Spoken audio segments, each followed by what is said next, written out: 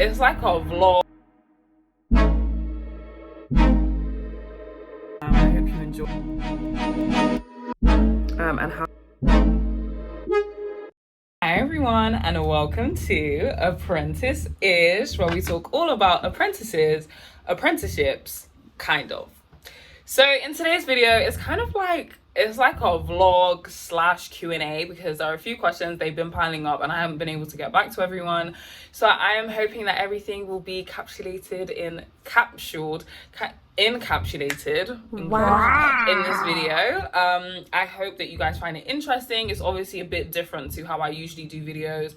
I also apologize that I didn't upload last week. The reality is life was lifing very fast. And I'm also doing land law right now. So I finished criminal law. You'll see that like I've done the exam in that video. Obviously I didn't feel myself doing the exam. And yeah, so criminal law is over. I'm doing land law. Land law is trying to murder me. So yeah, anyway, I hope that you find this Q&A super helpful. It will be a mixture of like voiceover, vlog kind of style. So yeah, I hope you enjoyed today's video. I have an exam on Wednesday. It's for criminal law and we have to do an essay and like an oral exam. It is 11:23 and it's a Saturday. It has been a long week. Like it felt, yeah, it's been a long week.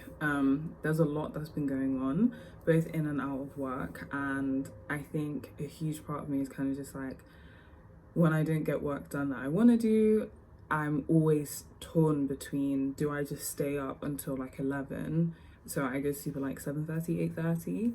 Do I go to sleep at 11, or I try to, and then wake up at like 4 and just be tired for the rest of the next day? Or do I do an all-nighter? Or do I just go sleep now and then wake up later on? But yeah, I think it's just like trying to fit everything in. I've even reduced my responsibilities and I don't know how I'd done it before, but like, yeah, it's just, it's a lot.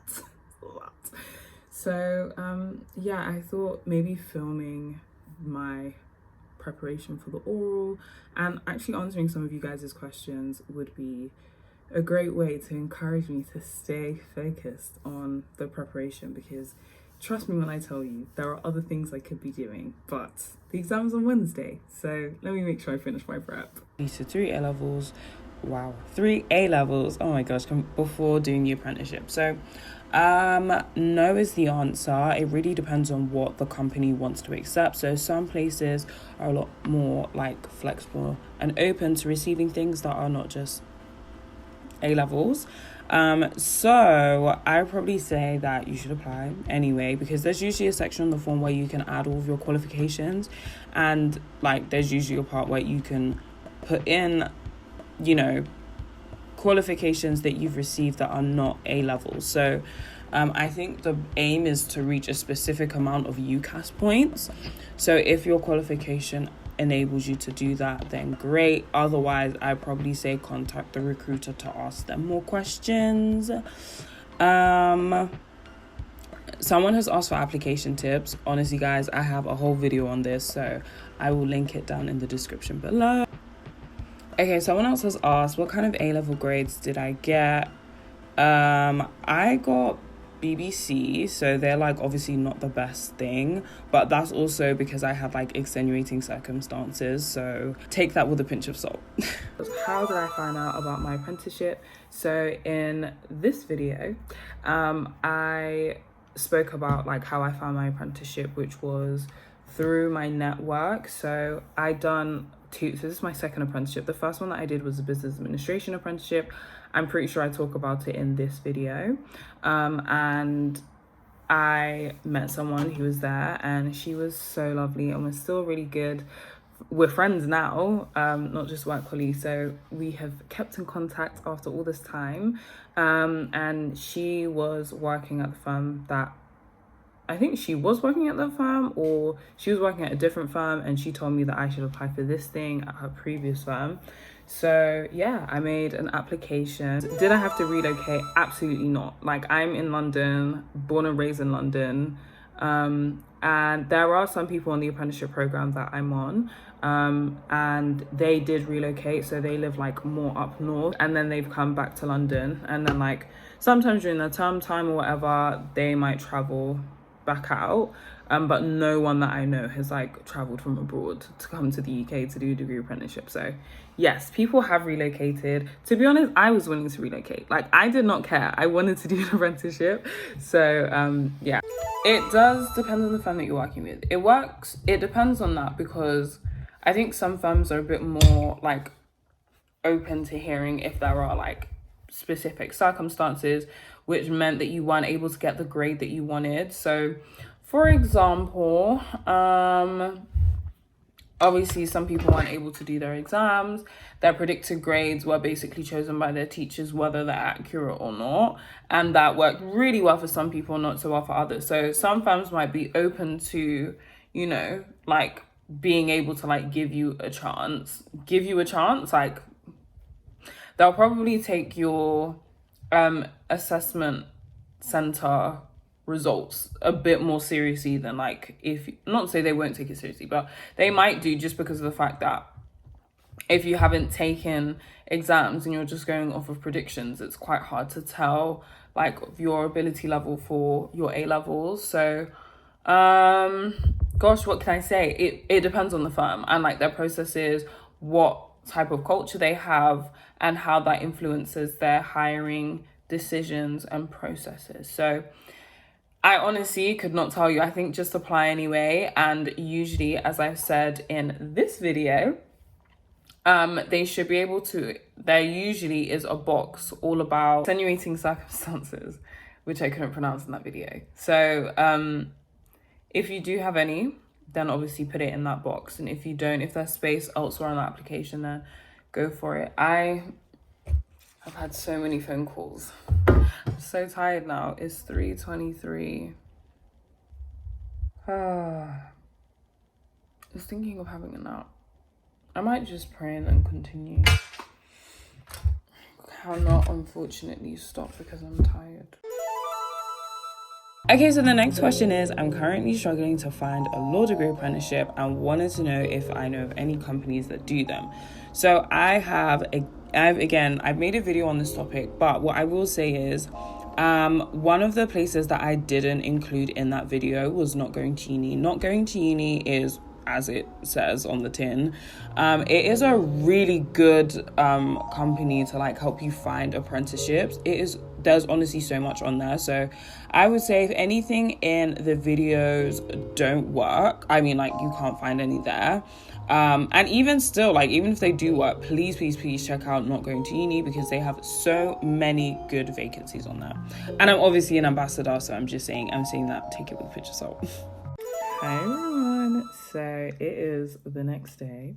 I'm still doing preparation for the uni assignment, which is, as I mentioned, on Wednesday, so not a chaotic 48 hours. Okay, so I'm like during my study break now, so I thought I'd just answer some more questions. This one is from, I won't put her username, but she was basically saying, every time I do the assessment, I really struggle with the maths questions. Do I have any tips? So I made a video, well, by the time this video is out, this video talks about like assessment centers and specifically the tests. I do give tips in there, but in a nutshell, if you know that maths is like not your strong point, if you know that English is not your strong point, I mean, if you're going into law, I'm pretty sure you'll be all right. If you basically haven't like practiced those skills in a while, I would not recommend that your first time doing it in such a long time is during the assessment centre. Sorry, there's an ad. And that's because that's what I did. It's not a good idea. I would not recommend it. So one of the questions was about the application. So it says, tell us about responsibilities that you have taken outside of work and or study. Taken on outside of work and or study. And the question was, do you think I should write about being an ambassador for my sixth form? Although it's a school-related activity, it's an additional responsibility and it's definitely not mandatory. I said put it in. Put it in. I said this in another video as well. Like, they don't know who you are unless you tell them. So the better picture that you can paint is to put in a good amount of detail in the most succinct way possible so that they can like have a range and a flavor of who you actually are. I was wondering if you enjoy or see yourself getting bored, as 6 years is a long time. How can I find out? Okay, there's 2 questions. And then the second one was, how can I find out if I'll enjoy it beforehand? She asked a few questions. Okay, so the first one is, I was wondering if you enjoy it or see yourself getting bored, as 6 years is a long time. So no is the answer in short, because the first 2 years I spent in one department, and then every year after that, I will be moving around to different departments. So as it stands, I mean, I don't know, unless I have like an extremely short attention span or the tasks are brain-numbingly like dry, then I can't see myself getting bored, because each department is so different. They deal with so like just vastly different areas of law. So if you guys don't know, the first team that I was in was the regulatory and disciplinary team, which in a nutshell helps professionals when they are dealing with or are under investigation by the regulator.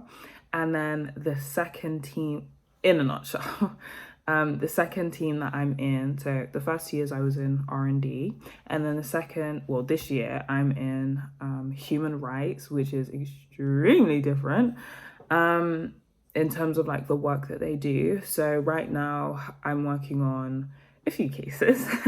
The department it deals with quite a few different cases. There's a quite wide variety. There's more departments than I have years in the apprenticeship. And how can I find out if I'll enjoy it beforehand? I don't know if you can tell if you enjoy it before you get there, like, because you can't ever really tell like the culture of the firm before you're actually in the firm. I mean, their website can say one thing, but your experience of it could be completely different. So I think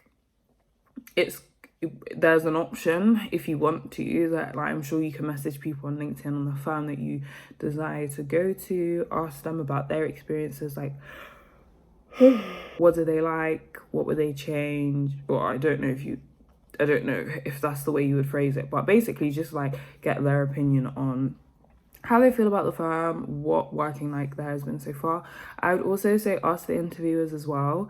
Just basically get people's opinions in the area that you'll be working in that company. If there are other apprentices that are already like in that position, in that company, definitely ask them whether they're a degree apprentice or not, because they would have had like the title of the apprentice. So when you go there, fingers crossed you get in, you'll be able to like have a flavor of, you know, how they treat people there who are apprentices, like about like the work environment. Some workplaces are really vocal about the non-work related activities that their company. Sorry, someone has asked, how competitive are apprenticeships generally?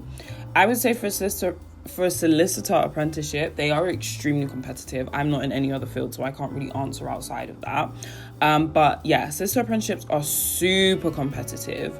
It took me a while even for me to get one, but some people get it literally on their first application. So yeah, it's hard because, well, when I was applying, there wasn't so many applications available, but now there's a lot more, but then obviously the demand is higher. So yeah, they are extremely competitive. Hi everyone, thank you so much for watching. I hope you enjoyed. I hope you found it interesting. I kind of just wanted to give a roundup of this video, and yeah, there will be a next one out next week, fingers crossed. See you then. Oh, also just wanted to know, quick thing, all of the videos that I mentioned will be down in the description box below. If they are not already in the iCards, there'll be one or the other. And if you wanted to refer back to this video, then I will leave the questions and the timestamps that they relate to. So yeah, bye.